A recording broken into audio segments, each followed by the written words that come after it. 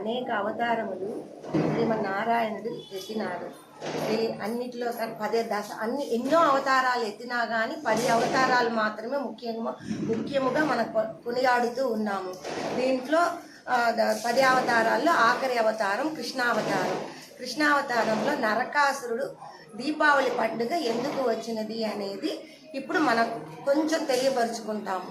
నరకాసురుడు సావు లేని తల్లి చేత మరణం పొందకూడదనే వరాన్ని పొందుతాడు. కాబట్టి ఆయన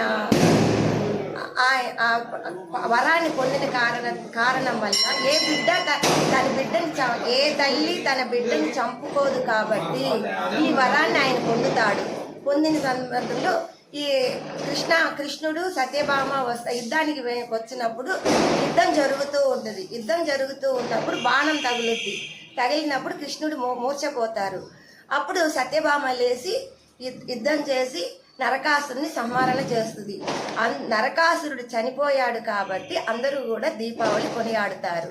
కార్తీక మాసం నుంచి దీపాలు పెట్టుకుంటూ వెలుగును నింపుకోవాలనే ఉద్దేశంతో ఈ దీపావళి కొనియాడుతూ ఉంటారు.